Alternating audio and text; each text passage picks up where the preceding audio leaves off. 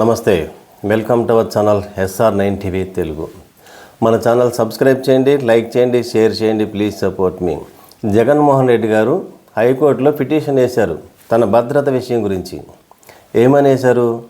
ఇప్పుడున్నటువంటి కూటమి ప్రభుత్వము ఆయనను భౌతికంగా అంతమొందించడానికి ఏమైనా కుట్ర చేస్తుందేమో, అందులో భాగంగానే ఆయనకున్నటువంటి భద్రత తగ్గించారని హైకోర్టులో కేసు వేశారు. అది రేపు కానీ ఎల్లుండి కానీ విచారణకు రావచ్చు. అందుకు కారణం ఏంటంటే అనేక కారణాలు ఆయన ఎగ్జాంపుల్గా కోర్టుకి సూచించారు. ఇప్పుడున్నటువంటి ఈ కూటమి ప్రభుత్వంలోని కొంతమంది నాయకులు ఆయన మీద, జగన్మోహన్ రెడ్డి గారి మీద చేసేటువంటి కామెంట్లే అందుకు నిదర్శనంగా, ఎగ్జాంపుల్గా ఆయన నిరూపించారు. అంతేకాదు, తన మీద గతంలో జరిగినటువంటి దాడులను కూడా ఎగ్జాంపుల్గా చూపించారు. 2019 ఎలక్షన్కి ముందు విశాఖపట్నం ఎయిర్పోర్ట్లో ఆయన మీద కోడికత్తి దాడి జరిగింది. కానీ ఆ కోడికత్తి అని అపహాస్యం చేశారు ప్రతిపక్షాలంతా. నిజానికి ఆ కోడికత్తి యొక్క పవర్ ఏంటో గోదావరి జిల్లాల్లో కోడిపందాలు ఇస్తున్నటువంటి వారిని ఎవరిని అడిగినా చెప్తారు. వేట కొడవల కంటే ప్రమాదకరమైంది కోడికత్తి. చూడటానికి చాలా చిన్నగా ఉంటుంది, అది చిన్నగా ఉంటుంది, కానీ అది దాన్ని ఉపయోగిస్తే మాత్రం దానికి ఏది అడ్డు రాదు, పార్ట్లు ఊడిపోతాయి. అంత పవర్ఫుల్గా ఉంటుంది ఆ కత్తి. అటువంటి కత్తితో జగన్మోహన్ రెడ్డి గారి మీద దాడి చేస్తే దానిని కూడా అపహాస్యం చేశారు. ఆ దాడి చేసిన వ్యక్తి గురించి కోర్టులో వాదించినటువంటి వారు ఎవరో అందరికీ తెలుసు. అయినా కూడా ప్రజలు కామెంట్లు చేస్తూ ఉంటారు. మొన్న 24 ఎలక్షన్ ముందు విజయవాడలో రాయితో దాడి జరిగింది.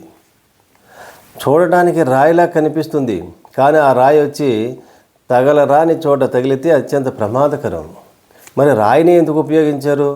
మరి ఏదైనా గన్నతో ఉపయోగించవచ్చు కదా. గన్నతో కనుక ఎవరైనా ఫైర్ చేస్తే అది మిస్ అయితే సానుభూతి వచ్చి హత్యా ప్రయత్నం జరిగిందని రాష్ట్ర వ్యాప్తంగా వ్యతిరేకత, సానుభూతి వచ్చేసి ఆయనకు ఓట్లు పడిపోతాయని భావించి రాయి అనే ఆయుధాన్ని ఉపయోగించారు. అది మిస్ అయింది కాబట్టి సరిపోయింది, లేదంటే అది కూడా అత్యంత ప్రమాదకరమైంది. ఆయనకి ఎటువంటి కారు ఇచ్చారంట? Bullet proof car. ఎటువంటిది ఇచ్చారంట? వెనకాల డోర్ ఓపెన్ కాదంట, గ్లాసులు క్రాక్స్ వచ్చినాయి అంట. ఎక్కడ పడితే అక్కడ ఆగిపోతుందంట. అది ఏదైనా ప్రదేశానికి వెళ్ళినప్పుడు ఆ కారు ఆగిపోతుంది. అంటే కారు ఇచ్చినటువంటి బుల్లెట్ ప్రూఫ్ కారు ఎటువంటిది ఇవ్వాలి? పర్ఫెక్ట్గా ఉన్నది, ఫుల్ కండిషన్లో ఉన్నటువంటి కారు ఇవ్వాలి. ఎవరికి ఉపయోగంలోని షెడ్లో ఉన్నటువంటి పనికిరాని కారుని ఇచ్చారని జగన్మోహన్ రెడ్డి గారు చెప్పారు. ఆయన భద్రతను కేవలం ఇద్దరు అధికారులను ఇచ్చారట. 2 అధికారులు ఉంటే ఆయన భద్రతను ఎలా కంట్రోల్ చేయగలుగుతారు?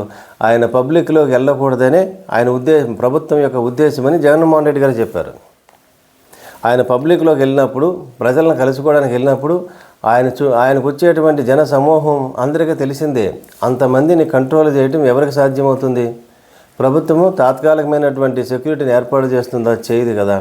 ఇంటి దగ్గర ఉన్నటువంటి భద్రతను కూడా తగ్గించేశారట. అంటే ఉద్దేశపూర్వకంగానే భద్రతను తగ్గించేస్తుంది. తనను భౌతికంగా ఈ భూమి మీద లేకుండా చేయటం కోసమే ప్రభుత్వం ఇటువంటి చర్యలకు పాల్పడుతుందని జగన్మోహన్ రెడ్డి గారు కోర్టులో ఫైల్ చేశారు. ఇంకా ఆయన ఏమంటారంటే, ప్రస్తుత అసెంబ్లీ స్పీకరు అయ్యన్న పాత్రుడు గారు ఇచ్చినటువంటి స్టేట్మెంటు, ఆ వీడియో రాష్ట్రమంతా ప్రచారంలో ఉంది, అందరూ చూస్తున్నారు. ఆ వీడియోలో ఆయన కామెంట్ చేసినటువంటి కామెంట్స్, జగన్మోహన్ రెడ్డి గారు ఓడిపోలేదు కానీ ఆయన చావలేదని ప్రత్యక్షంగా చెప్పారు ఆయన. ఆ వీడియో సోషల్ మీడియాలో చక్కర్లు కొడుతుంది, వైరల్ అవుతుంది. మరి ఈ వాక్యాలు, ఈ మాటలు ఇవన్నీ చూసినప్పుడు జగన్మోహన్ రెడ్డి గారి మీద ఏదో పెద్ద కుట్ర జరగబోతుందని ప్రతి సామాన్యుడిలో ఉన్నటువంటి భావం ఇది. అభిప్రాయానికి వచ్చారు. ప్రభుత్వం మరి సెక్యూరిటీని తగ్గించడం అందులో భాగంగానే భావిస్తారు, ప్రజలంతా కూడా భావిస్తున్నారు. ఆయన ముందుగానే గుర్తించారు కాబట్టి జగన్మోహన్ రెడ్డి గారు మీరు ఇంకెవరు చెప్పుకుంటారు? ప్రభుత్వమే ఉద్దేశపూర్వకంగా సెక్యూరిటీని తగ్గించినప్పుడు ఇంకా ప్రభుత్వం ఎలాగ ఆయన సెక్యూరిటీ పెంచదు, ఏర్పాటు చేయదు. ఇంకా చెప్పుకోవాల్సింది కోర్టు తప్ప మరి ఇంకెక్కడ ఉంటుంది? అందుకని కోర్టుకు ఆశ్రయించారు. సెంట్రల్ గవర్నమెంట్ కూడా పార్టీ వైఎస్ఆర్సీపీ పార్టీ నాయకులు లెటర్ రాశారట. అక్కడి నుంచి ఇంకా రెస్పాండ్ అవ్వలేదు. కానీ కోర్టు వారు ఎటువంటి తీర్పునిస్తారు, ఎటువంటి భద్రతను కల్పిస్తారు చూడాలి. ఇదే నిజమైతే జగన్మోహన్ రెడ్డి గారిని భౌతికంగా లేకుండా చేయాలని చేస్తే రాష్ట్రము చాలా ప్రమాదకరమైనటువంటి స్థితిలో ఉందని మనం భావించాలి. అధికారం ఎవరికీ శాశ్వతం కాదు. ఇప్పుడు మన బంగ్లాదేశ్లో జరుగుతున్న చూడండి, ఆమె సుదీర్ఘకాలం పాటు ఆ దేశ ప్రధానమంత్రిగా పనిచేసినటువంటి వ్యక్తి. ఆమె ఉక్కు మహిళగా, బంగ్లాదేశ్ యొక్క ఉక్కు మహిళగా ఆమెకు ఉన్నటువంటి పేరు, అంత పేరు ప్రఖ్యాతులు ఉన్నటువంటి ఆమె ఈ రోజున ప్రజాగ్రహాన్ని తట్టుకోలేక దేశాన్ని విడిచిపెట్టి పారిపోయారు. చూడండి మరి అంత పరిస్థితి. ఎంతమంది ఆమె ప్రతిపక్ష నాయకులను అందరినీ జైల్లో పెట్టేశారు ఆమె. అంచేత అధికారంలో ఉన్నటువంటి పార్టీ తన ప్రత్యర్థి పార్టీల నాయకులను, కార్యకర్తలను అందరినీ జైల్లో పెట్టేస్తే ఆ ప్రత్యర్థి పార్టీలను ఏదో మనం పై చేయి సాధించవచ్చు అనే భావన ఉండటం అది తప్పు. అది బంగ్లాదేశ్ ఎగ్జాంపుల్గా తీసుకోవచ్చు. గతంలో ఎప్పుడు ఎవరో ఏది సాధించలేకపోయారు. గతంలో మాజీ ప్రధానమంత్రి ఇందిరాగాంధీ గారు ఏం చేశారు? ఎమర్జెన్సీ పెట్టి, దేశమంతా ఎమర్జెన్సీ పెట్టి ప్రతిపక్ష నాయకులందరినీ తీసుకెళ్లి జైల్లో అరెస్ట్ చేస్తే ఫలితం ఏమైంది? ఆమె ఓడిపోయి మొరార్జీ దేశాయ్ గారు ప్రధానమంత్రి అయ్యారు. అందుచేత ఎవరిని కూడా చట్టాన్ని అడ్డం పెట్టుకుని అక్రమం కేసులు పెట్టి నిర్బంధించాలని, కేసులు పెట్టి కోర్టులో జైల్లో పెట్టాలని భావిస్తే అది పరిష్కారం కాదు. ప్రజాస్వామ్యంలో ప్రజాస్వామ్యయుతంగా చట్టబద్ధమైనటువంటి చర్యలు ఉండాలి తప్ప ఎవరైనా తప్పులు చేసినా, అక్రమాలు చేసినా వారి మీద చట్టపరమైనటువంటి చర్యలు తీసుకోవడంలో తప్పు లేదు. దాన్ని అందరూ కూడా హర్షిస్తారు. అలా ఉండాలి కూడా. అలా లేకపోతే కంట్రోల్ ఉండదు, వ్యవస్థల కంట్రోల్ ఉండవు.